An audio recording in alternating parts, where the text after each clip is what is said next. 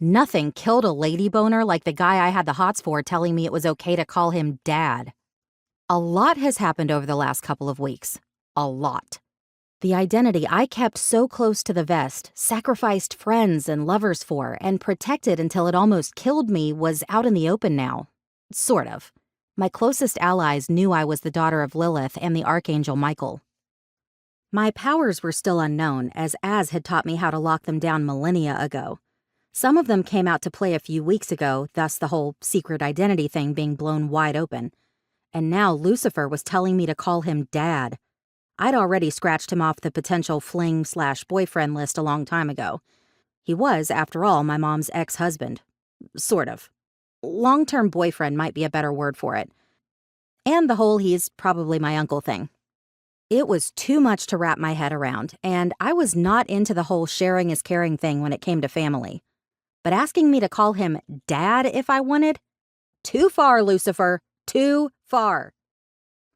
I stared at him across the spray-painted sparring line, my mouth hanging open.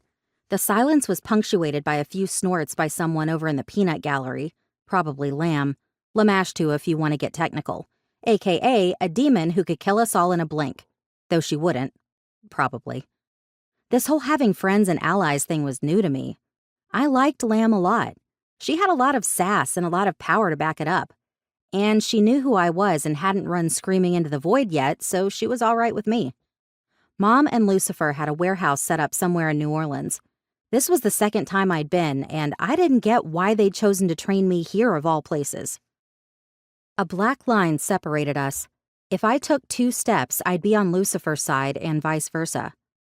"I'm not calling you Dad," I finally said. "Too weird," he responded. I snorted. "Way too weird." "I get it. It's all right if you don't want to." His eyes glimmered in amusement, and I couldn't help but laugh. "Don't you think this place is too out in the open for training?" Mom walked up then. She was stunning in the way a painting was memorialized in a museum. Constant and never changing. Long black hair poured over her shoulders and past her waist like an inky waterfall. Bright green eyes peered at me as she stopped next to Lucifer. "We're in a pocket realm. No one will hear us." I was familiar with them. "Will anyone else?" Mom shook her head. "No, it belongs only to us. We can do whatever we want to here." She winced. "Within reason. We might have to take care with your powers for a while until we figure out exactly what you can and cannot do. None of us want to destroy the place." She gave me a small smile, though I could see the worry lingering in her eyes. Mom had looked for me for years, always assuming I was still alive. She knew some of what I could do. Everyone did, in fact. I was a potions master. A brewer is what most people referred to me as. I could create potions affecting even the most powerful creatures, even though I technically shouldn't be able to. Brewers were powerful in their own right, but I seemed to have a little extra oomph. Or a lot, if Lucifer's theory was correct.